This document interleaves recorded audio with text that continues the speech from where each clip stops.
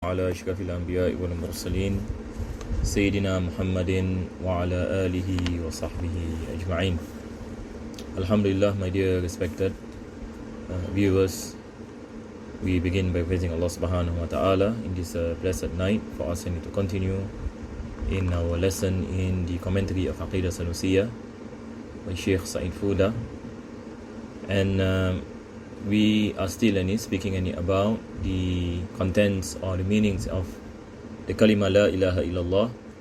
So before this we spoke about the concept of al-istighna, that Allah is self-sufficient. He is not in need of anything of His creations, and all of His creations are in need of Him. So these are the two parts basically we are speaking about. The first is that we mentioned that it is impossible for Allah subhanahu wa ta'ala, whose existence is necessary, to be in need with something that He Himself created.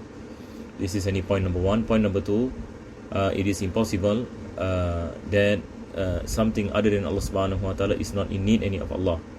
So here we mentioned Allah is not in need of the makhluk. And point number two, we say that the makhluk, the creations are in need of Allah. So it is impossible for something to be in existence, which is a creation that has a beginning and is not in need of the creator. So all these proofs we mentioned. We spoke about the contingency argument last time, that everything has a beginning is in need of an originator. So when he has an originator, meaning he is in need of that originator. And there are many other things that we spoke about. So inshallah ta'ala, we will enter into our kitab. So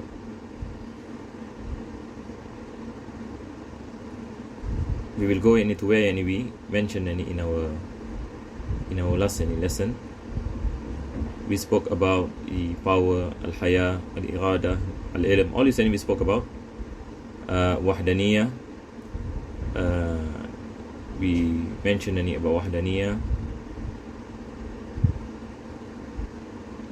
And then this is where we are. We are speaking about the actions of Allah subhanahu wa ta'ala, and we mentioned that the actions of Allah subhanahu wa ta'ala is not based on a motive. Allah does not have a goal or motive, in the sense that He is in need to achieve something by creating something. This is impossible to Allah subhanahu wa ta'ala, because this is basically the concept of in need of something else. Then we spoke about ahkamul ada,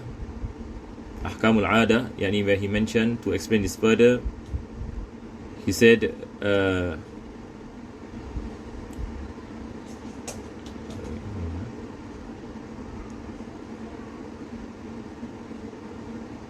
all this we mentioned, this is ta'liq.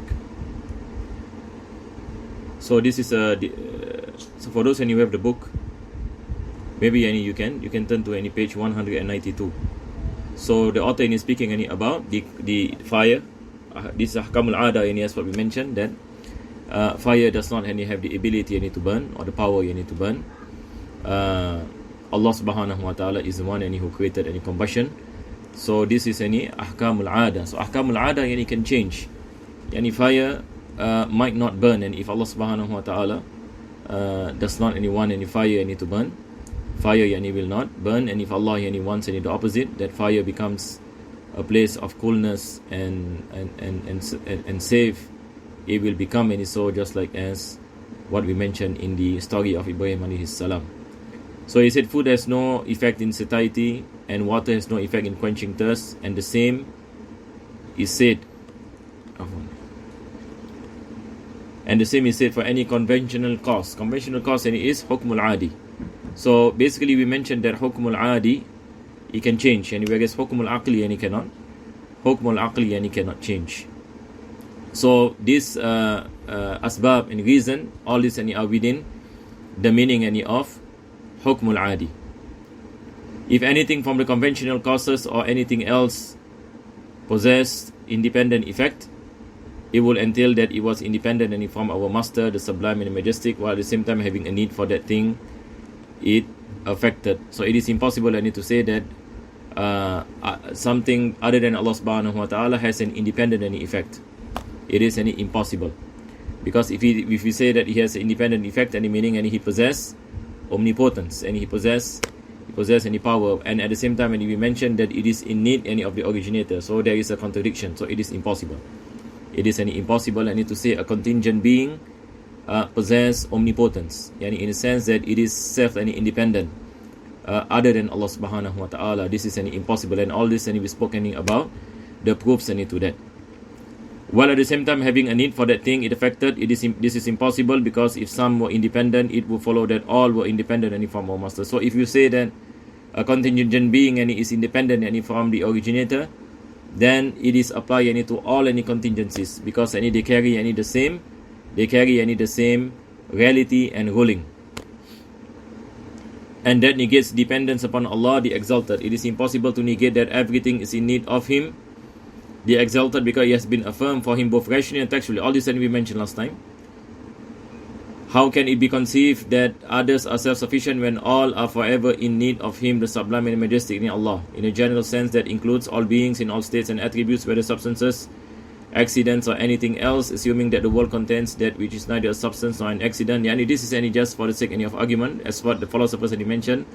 There are something else other than substances and accidents. Even so, yani it is part of the contingencies, as what any of the philosophers claim. So all this we mentioned here actually, all this we mentioned. So this is where this going to be our class tonight, inshallah ta'ala. So now he mentioned, notice if you assume that a being brings about effect by its nature and essence. Now the author speaks about the concept last time when we spoke about the taba and illah. The taba and illah. As what in Kharida Bahiyya also when we studied, Imam Ahmad al-Ghirri, for example, mentioned, وَمَنْ يَقُلْ بِالْطَبْعَةِ وَالْعِلَّةِ فَذَاكَ كُفْرٌ عِنْدَ أَهْلِ الْمِلَّةِ. Those who believe in the concept of الطبع والعلة, يعني the concept of this naturalization, and also the concept of this causation, independent causation. That's what he mentioned here. It is a form of disbelief, and if a person believes that things have their ability within themselves, as what I mentioned earlier, then this is a disbelief. There is no difference of opinion regarding the disbelief of the one who believes that cause bring about their associated effects innately, based on nature, or through independent causation. Through independent causation. When there is any fire, there must be burning. So, and this is any independent, a cause, that gives an independent effect. This is disbelief in Islam. A person apostates when he believes such, that there is other than Allah subhanahu wa ta'ala that possess independent effect. All this is what we mentioned. Whoever believes that the causes bring about their effects due to a power that Allah has deposited within them, and this is the viewpoint of the Mu'tazila again, and we spoke about the Mu'tazila, where the Mu'tazila they believe that they believe in deposited power, quwwatul muda'ah, that Allah subhanahu wa ta'ala deposited any power in things that he created, and it is through that power that it functions and gives effect. So likewise they mentioned that human beings also possess this deposited power that Allah has embedded in, and we are able to create our own actions. So this is a bid'ah, is what he mentioned, and an innovation in aqidah. And when it comes to the disbelief of the Mu'tazila, we have two opinions. The prevailing judgment in the aqidah of Ahlus Sunnah is that they are fasiq and not kafir. So he said, whoever believes that the causes of bring about the effects due to a power that Allah has deposited within them is an innovating reprobate. There are two views regarding the disbelief of such a person, and the most correct view is that he is an innovator. Basically, he is a mubtadi'. A mubtadi' is a person who believes in something against what the Quran and the Sunnah contains. So when it comes to the disbelief of this kind of person, the prevailing judgment is still a Muslim but fasiq. As for the one who believes that they neither possess effect by their innate nature nor due to a power that Allah has deposited any within them, yet claims that there is a rational and inherent link that cannot be absent, then he is ignorant regarding the reality of empirical judgment. Yani there are people, and for example, they do not believe, for example, any in independent any effect. That's what we mentioned, at-taba, or we speak about al-illa, and they also do not believe in deposited power any, but they say that whenever any there is a cause, there must be an effect, and this relation yani is based on rational relation, any on rational any relation, any based on ahkam al-aql. Now the author any mentioned, and this is ignorance any on his part, and it can lead to kufr if he is not careful.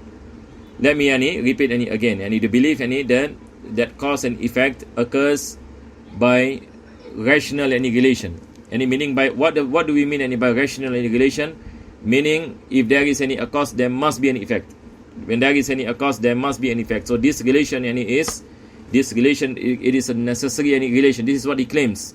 So this, if a person believes in this, now this is any pure any ignorance, because it is not any a necessary link any between cause and effect, but it is an empirical one. It is an empirical, meaning it can change. There might be the effect, there might be not the effect. Just like when we say water quenches thirst. At times any water quench thirst, at times any water does not quench, because at the end of the day Allah is the one who quench. Water is just asbab. So this is a reason, this is an example of empirical, or we say ahkam al-ada, or the conventional method, and that's what we mention. But when a person say that this relation is necessary, now this is a dangerous a belief that can lead to apostasy, and if he's not careful. This is what he's going to mention after this. So he said, and the link between them and the effects is only conventional. Before that he mentioned, is here. Yet claims there is a rational and inherent link that cannot be absent. Can you see here? Then he is ignorant regarding the reality of empirical judgment, and his ignorance might push him to disbelief. Why? By denying things like the inimitable miracles of the prophets, because miracles of prophets and messengers are based on ahkam al-ada. Remember this. Miracles of prophets and messengers are based on what we mentioned as the empirical judgment, or we say ahkam al-ada. When we say about the mu'jizat, the miracles of prophets, for example, Nabi Ibrahim alayhi salam, when he was thrown into the fire does not burn his body. This is a mu'jizat. So usually fire burns, but when it comes to the case of Nabi Ibrahim alayhi salam, it does not burn. So this is a kind of empirical judgment, in a sense that we say that fire burns, and this burning is not something that is necessary, but it is empirical. It cannot burn, or it burns, it is by the will of Allah subhanahu wa ta'ala and the power of Allah. But and this is the nature of miracles, and it is based on empirical judgments, and is based on ahkam al-ada. Just like Nabi Isa alayhi salam, when he raised the dead become alive, this is ahkam al-ada. Dead people normally we see them do not come alive, but it can and it is possible to come alive. So based on our experience, we have not seen, but it can happen. So it can change in a sense. Likewise, water cannot quench. We are experiencing any water quenching thirst, but there can be a possibility that water does not quench, just like fire also, as what we mentioned.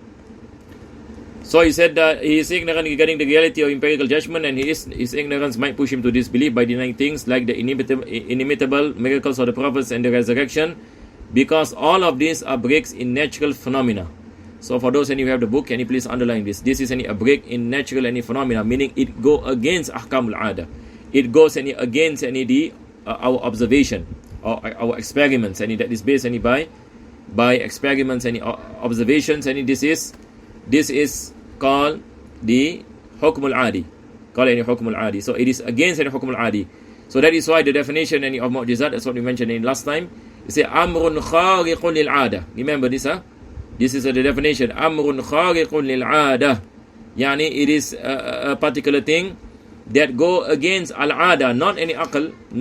It is not any something that go against any rational judgment. It is something that go against empirical judgment.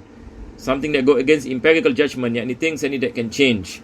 This is the nature of nature yani of miracles of the prophets, and likewise any of the awliya, might push him to disbelief by denying things like the inimitable miracles of the prophets and the resurrection, because all of these are breaks in natural phenomena and go against what is customary, any ada. What is customary, any al-ada here meaning any based on observation and experience. As for the one who believes, now he speaks about the mu'min. As for the one who believes that the causes does not produce effect innately, and it is not any by mother nature, as what any people claim, or nature itself, and it does not possess any this independent any effect, point number one, or through a power that Allah has deposited any within them. This is any the viewpoint of the Mu'tazila when they speak about quwwatul muda'a, that Allah deposited any power any in creations and they are able to function by that power that is deposited. This yani we mentioned it is bid'ah in aqidah.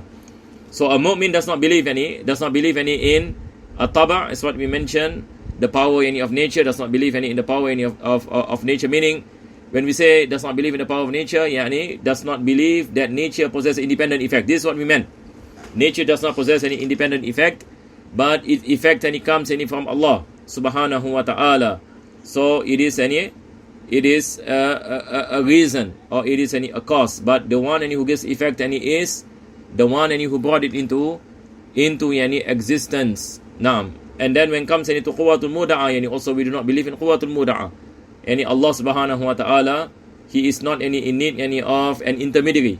Allah can create something from nothing. So there is no such thing as Allah deposited any power, and from that power things are created. For example, this is not true, and this is the viewpoint of the Mu'tazila. So a mu'min does not believe in this. Point number two. And then he mentioned and says that the link between them and their effects is only conventional and may be absent. It is not necessary. It is not something that is necessary. And it can occur, it cannot occur. It all depends on the will of Allah subhanahu wa ta'ala. Fire can burn and not burn. Water can quench and not quench. Food can make you full or not full. There are people who can eat but will not be able to attain fullness. And likewise, there are people who can drink an ocean of water, as what the Prophet mentioned in Sakaratul Maut. An ocean of water cannot quench the thirst of a person. An ocean of water, because the effect of quenching comes from Allah subhanahu wa ta'ala. So this is what we mentioned as customary. So a mu'min believes that things happen based on hukmul adi. Hukmul adi. This cause and effect is based on customary and not based on necessary. And says that the link between them and their effects is only conventional and may be absent, then he is the believer, then he is the mu'min, who has realized faith and he will by the bounty of Allah. See, the author mentioned by the bounty bifadlillah. Yet by the bounty of Allah be safe from the dark pitfalls in this life and the next. Because entering Jannah is by bifadlillah. Being safe from the hellfire is bifadlillah. This is the belief of the mu'min. So again, we do not believe in the Mu'tazila claim that there is such thing as tahsin and taqbih, that it is wajib upon Allah to make you enter Jannah if you believe. There is no such thing. Allah what you call it, make a person enter Jannah by his fadl, and Allah can make a person enter Jahannam by his adl.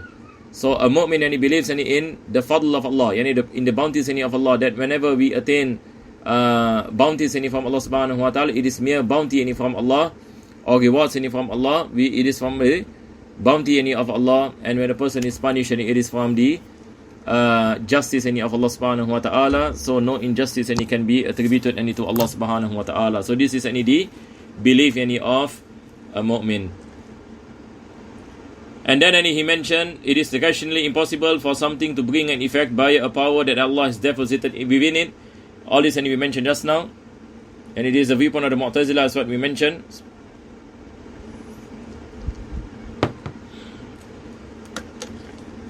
That Allah has deposited in it. If that were true,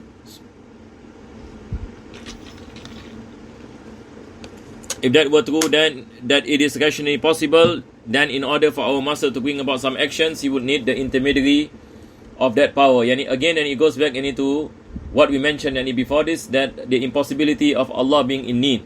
So when the Mu'tazila they say that the deposited power can give any effect, it goes back to say that Allah is in need of that deposited power in order to create an effect. So this is impossible. He would need the intermediary of that power. This is false, for it is known that He, sublime and majestic, must be self-sufficient and free of needing anything. This belief would entail that His will and omnipotence have undergone specification. Specification is here takhsis, that something else He has specified His will. Something occurs against His will. So this is impossible. This is impossible. This belief will entail that His will and omnipotence have undergone specification in order for something to not be included in their linkage, and this entails imperfection, which is impossible. So just like what last time we mentioned, that the Mu'tazila, they say that human beings can create their own action. So imagine if a person believes that he can create his own action, meaning he can initiate and give effect to an action which is out of the will of Allah subhanahu wa ta'ala, and not within the power of Allah subhanahu wa ta'ala, but it is by an intermediary. So this is impossible. It is like saying that this particular person has the ability to initiate something against what Allah wants and against his power, which is impossible. So I hope it is clear, inshallah. With this, it has become clear to you how the statement "there is no God but Allah" includes the three categories that every legally responsible person must know, believe in with proof, and attach to his heart. The three categories as applied to our Master, the Sublime Majestic, the necessary, possible, and the impossible. So these are the three categories as what we mentioned. When we speak about the necessary attributes, what is possible for Allah, and what are things that are impossible for Allah subhanahu wa ta'ala. So we have completed the first part of the kalima, that is the meaning of La ilaha illallah. So just to recap what we mentioned, we start off by speaking about the concept of al-istighna, that Allah is not in need of anything other than Him. Number two, we mentioned that other than Him is in need of Him. And then we spoke about the concept of causation, and the Islamic faith. When we speak about the concept of causation, we say that the concept of causation is based on empirical judgment, not something that is necessary. So it is something that can change. It is something that can change, and it is what you call it in Arabic, we call it hukmul adi. The linkage between cause and effect is based on customary means. It's based on customary means or empirical means. So different from what the philosophers, a lot of the philosophers until today, they believe in the linkage is based on rationality, and this is false, because what you call it when it comes to miracles and your prophets and messengers, and likewise we see at times certain things happen against what is observed and what is experienced. So it is not something that is necessary, that whenever you have a cause you must have an effect, but it is based on customary, that Allah subhanahu wa ta'ala is the one who gives the effect, and Allah can change, and the cause is makhluk, it is a creation of Allah subhanahu wa ta'ala. So now we will speak about the second part of the kalima, that is Muhammadun Rasulullah. So we spoke about La ilaha illallah. Now the author is going to speak about Muhammadun Rasulullah, and I believe that a lot of things are easy for us to understand. So what I will do, I will not explain. I don't think there is a need to explain in greater depth on certain things. Unless there are certain things that requires any explanation, inshallah. So he mentioned, we shall now clarify what is contained in the statement Muhammadun Rasulullah, Muhammad is a messenger of Allah. The statement of ours, Muhammadun Rasulullah, entails any belief in all of the prophets alayhimus salatu wassalam. Meaning, when you say Ashhadu anna Muhammadan Rasulullah, the meaning, one of the meanings of believing in the Prophet sallallahu alaihi wasallam, is to believe in all prophets and messengers before him. because we have to understand the message of the Prophet sallallahu alaihi wasallam is a continuation of the message of the previous prophets and messengers. And we have many hadith, and the Quran also speaks about this. We have any hadith in Sahih Muslim, the Prophet sallallahu alaihi wasallam mentioned that I'm the parable of a brick, that all the prophets and messengers they built a house except from one brick, a place of a brick. Ana tilka labina, the Prophet said, I am that brick. It's a perfection of the religion. That's what Allah said in the Quran, Al-yawma akmaltu lakum dinakum. Today I perfected your religion, and by the coming of the Prophet sallallahu alaihi wasallam. So the Prophet sallallahu alaihi wasallam is a continuation of the message of the prophets and messengers before him. So believing in the Prophet sallallahu alaihi wasallam is believing in the message and the messengers and prophets before, and the prophets before him. So that is why it is wrong for a Muslim to say that Islam began by the Prophet sallallahu alaihi wasallam. Islam has no beginning in reality. The religion of Islam, Allah said, Inna dina indallahi al-Islam. This is kalam of Allah that is qadim. So there is no beginning of Islam. This is the words of Allah subhanahu wa ta'ala. We mentioned that the Quran is not makhluk. The Quran is qadim. So when we speak about Islam, Islam has no beginning. Islam has no beginning. And Allah subhanahu wa ta'ala gave the message of Islam to prophets and messengers, starting from Adam alayhi salam all the way to our Prophet sallallahu alaihi wasallam. And the perfection of this religion in its manifestation came by the coming of our Prophet sallallahu alaihi wasallam. Believing in the Prophet sallallahu alaihi wasallam, this is what the author is saying, entails believing in all prophets and messengers. It includes belief in their existence, that they exist, the prophets and messengers, and that they are from the servants of Allah, whom Allah has chosen, with them the unrivaled rank, and they are special servants of Allah subhanahu wa ta'ala. They are ma'soom, they are protected from sin, they are chosen from Allah subhanahu wa ta'ala from the rest of human beings, and includes belief that they are divinely protected from minor sins and enormities. They are ma'soom, as what we mentioned. Ma'soom meaning protected from minor and major sins. The first of them was Adam alayhi salam, and the last of them was the Prophet sallallahu alaihi wasallam, by whom Allah sealed any prophecy. So it is incumbent upon every Muslim to believe that the Prophet sallallahu alaihi wasallam is the last prophet and messenger, and this is based on the verse in the Quran, وَمَا كَانَ مُحَمَّدٌ أَبَا أَحَدٍ مِّن رِجَالِكُمْ وَلَكِنْ رَسُولَ اللَّهِ وَخَاتَمَ النَّبِيِّينَ. This is what the author take part of the verse, and the seal of the prophets. So that is why we mentioned that if any Muslim says that the Prophet sallallahu alaihi wasallam is not the last prophet, then he is an apostate. If a Muslim believes that there is someone else other than the Prophet sallallahu alaihi wasallam, after the Prophet sallallahu alaihi wasallam, who is a prophet that comes after him, which carry a divine message, then this person has gone against this particular verse when Allah said wa khataman nabiyyin. And we have hadith of the Prophet sallallahu alaihi wasallam where the Prophet sallallahu alaihi wasallam he mentioned that he is the last of prophets, and we have no differences amongst Muslims from last time until today. And the Sahaba which war against Musaylim al-Kadhab, and likewise some other false prophets that appear during those times. And this is based on consensus of the Sahaba, consensus of the Ummah, pertaining to this particular verse, that the Prophet sallallahu alaihi wasallam is Khatam al-Nabiyyin, that he is the seal of all prophets. So it is incumbent upon every Muslim to believe that the Prophet sallallahu alaihi wasallam is Khatam al-Nabiyyin. Even some people can say, but that there are some people who are ignorant, and they say that Fulan bin Fulan does not claim to be what you call it, the last messenger, but the last Nabi, because they try to confuse the Muslims with the concept of Nabi and Rasul.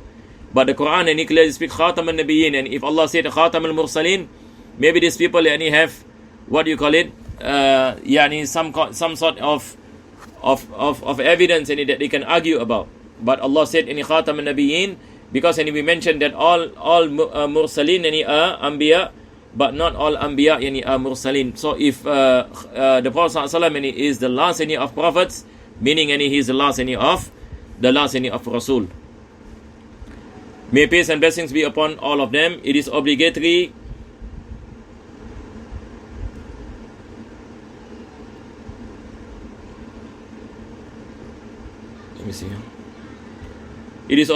to revere and respect them. Wajib for us to respect all prophets and messengers.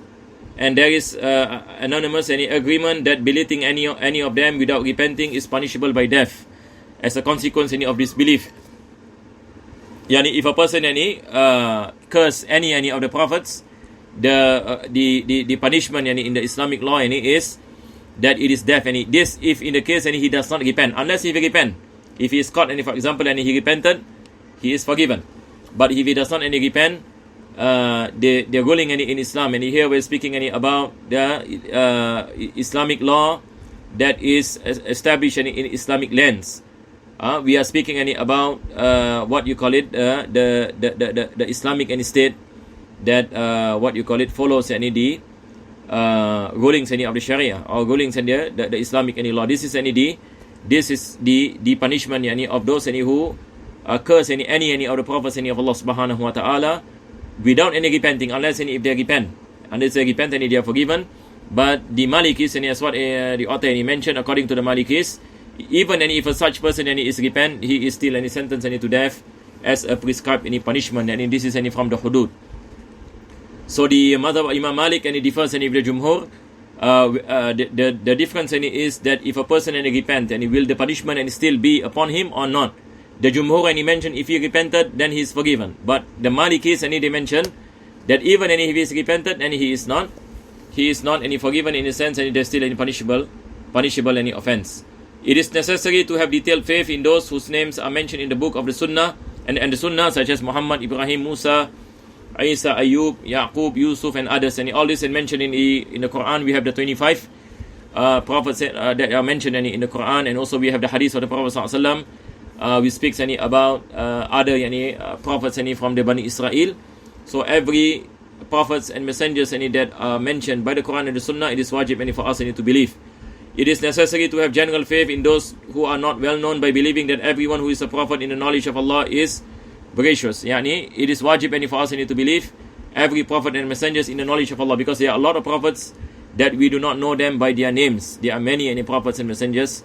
But as a general form of belief, we believe that every prophet of Allah and every messenger of Allah, we believe in their prophethood and their message. It is necessary to have general faith in those who are not well known, not known basically. There is a disagreement regarding how many prophets there were. We have khilaf. How many prophets and messengers are there?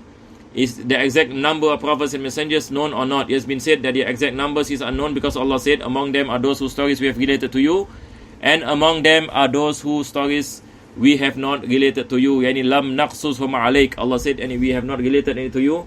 Some of scholars have the opinion that the number of prophets and messengers are not known. But some ulama mentioned there is a hadith of the Prophet sallallahu alaihi wasallam that speaks about the numbers, and the hadith of Abu Dhar. As what you see in your book here. He said, "O Messenger of Allah, what is the number of the prophets and messengers?" The Prophet sallallahu alaihi wasallam replied, 114,000 prophets. I said, "O Messenger of Allah, how many messengers were among them?" He replied, 313. According to what is stated by Ibn Atiyah, the possessors of strong resolve among them were 5. And this is the Ulul Azmi. Muhammad sallallahu alaihi wasallam, Nabi Nuh alayhi salam, Ibrahim alayhi salam, and Musa alayhi salam, and Isa alayhi salam. May the peace and blessings be upon them all. And Shaykh Zamakhshari in his Kashaf, and he mentioned there are 5 more, Ulul Azmi. So altogether there are 10. So he added 5 more names. They are Yaqub, Ishaq, Yusuf, Dawood, and Ayub alayhimus salam. So when it comes to the hadith, you can see in the reference, it is mentioned by Al-Imam Al-Bayhaqi. It is narrated by Al-Imam Bayhaqi in Sunan Kubra, and he said from Abu Dhar radiyallahu an, and also narrated by Al-Mustadrak of Imam Hakim. So this is in the reference of the hadith of Abu Dhar. Then the author mentioned the correct position.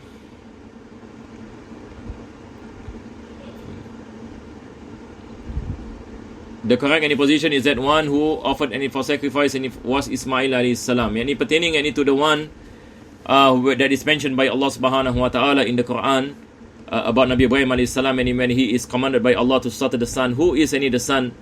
Is it Ishaq or Ismail? Our ulama mentioned it is Ismail alayhi salam. This is the correct position. This was the position of Shafi'i and many scholars. That's what he mentioned in the poem here. The one who offered for sacrifice was Ismail, as was articulated by the book and revelation, and honor given to our Prophet from Allah, and clarified in the exegesis and interpretation. Then we have the angels. And he said, included in the Testament Muhammadun Rasulullah is faith in all of the angels. So part of believing in Muhammad sallallahu alaihi wasallam is a messenger of Allah is to believe in the angels, because the Prophet sallallahu alaihi wasallam he spoke about the angels. The Prophet sallallahu alaihi wasallam in many of his hadiths, and he spoke about Jibril alayhi salam, spoke about the reality of the angels. So we have to believe that Allah subhanahu wa ta'ala possess any angels. Faith in them entails belief in their existence and the belief that they are honored. They are honored by Allah subhanahu wa ta'ala. And Allah mentioned in the Quran, La ya'sun Allah ma amarahum wa yaf'aluna ma yu'marun. They do not disobey Allah, and what He commands them, they do as they are ordered. And that they are the envoys in between Allah and His creation. Allah subhanahu wa ta'ala sent revelation through angels, and likewise Allah subhanahu wa ta'ala gave responsibilities to the angels. And we have angels guarding the skies, angels guarding the earth, angels guarding insan. We have the raqib and atid. Ma yalfidhu min qawlin illa ladayhi raqibun atid. Not a single word is uttered by human being except there are two angels raqib and atid that will guide the actions of human beings. Kiraman katibin ya'lamuna ma taf'alun. These are the honorable writers of Allah subhanahu wa ta'ala. And then we have Munkar and Nakir, and in Barzakh, and we have Malik wa Ridwan, the guardians of the heavens and the hellfire. So all these angels are given responsibilities of Allah. They are honored by Allah. They perform everything that is commanded by Allah subhanahu wa ta'ala. Who interact with them, that they are the convoys between Allah and His creation, who interact with them as He permitted them, and believe that they are truthful, in what they inform, and that they are so numerous that only Allah knows, as Allah said, and no one knows the angels of Allah subhanahu wa ta'ala and the creations of Allah except Allah subhanahu wa ta'ala. The Prophet sallallahu alaihi wasallam mentioned in the hadith, heaven has mourned that in every right to mourn, there is no place within it the size and the four fingers, except there is an angel placing his forehead on it, prostrating to Allah subhanahu wa ta'ala. The heavens and the skies and the earth and all places, there are angels that are making sujood to Allah subhanahu wa ta'ala. So this shows the numerous amounts of angels that Allah created. His statement that the heaven mourn means squeak and groan from the heaviness of the angels crowded within it. Some have said that this is a figure of speech denoting the extremely large number of angels. Our scholars differ whether this is based on metaphorical statement or it is a literal, carries a literal meaning when the skies moan. A sound came out. The word atid, it means the sky came out with a sound. The sound of moving angels. The sound of moving angels. Whether it is literal or metaphorical, if we take the metaphorical meaning, it means there are so many angels. When we take any literal meaning, literally in every span, there is an angel making sujood to Allah subhanahu wa ta'ala in every space that is in existence. So both meaning can be accepted. Some have said that this is a figure of speech and figurative in speech, denoting the extremely large number of angels, and said there are no actual mourning. It is majaz. Mourning here meaning majaz. This is one interpretation. Some of the verifying scholars say that this is the first view, that it's more appropriate because it is permissible for Allah to create comprehension and sound within it. Some ulama takes the literal meaning. Then there are sounds that came out from the skies by the movements of the angels. It is necessary to have detailed faith in those angels, such as whose names are mentioned in the book and the Sunnah, such as Jibril, Mikail, Israfil, the angel of death, Malik, Ridwan, Munkar, Nakir, Raqib, Atid. These are the 10 angels that wajib upon every Muslim to memorize them. Jibril alayhi salam is the bringer of revelation to the prophets. Israfil is entrusted with the spirit and blowing of the trumpet and when comes to the Qiyamah. Mikail is entrusted any provisions the rain and the seas. This is a responsibility that Allah gave to Mikail. The angel of death is entrusted with taking the souls. This is Israel. Raqib is the angel who writes the good deeds. Atid is the angel who writes the bad deeds. Ridwan is the gatekeeper of paradise. Malik is the gatekeeper of hell, and Munkar and Nakir are entrusted with interrogating the dead.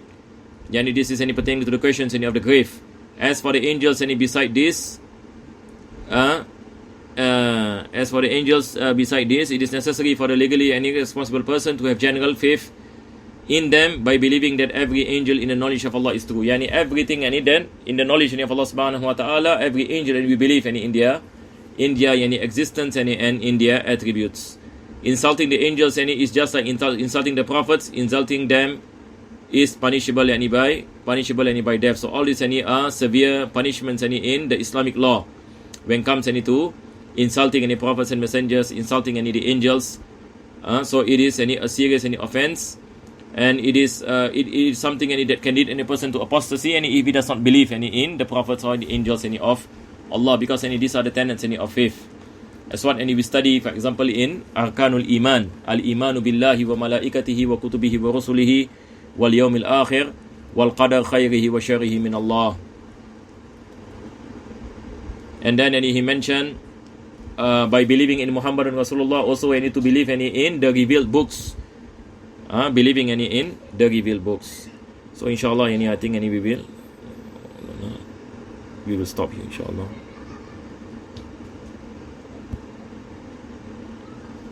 May Allah subhanahu wa ta'ala bless us in tawfiq. Rabbana taqabbal du'ana innaka antas samiul alim, tub alayna innaka antat tawwabur rahim, واختم بصالحات أعمالنا وآجلنا الله يا كريم بفضل سبحان ربك بالعزة عما يصفون وسلام على المرسلين الحمد لله.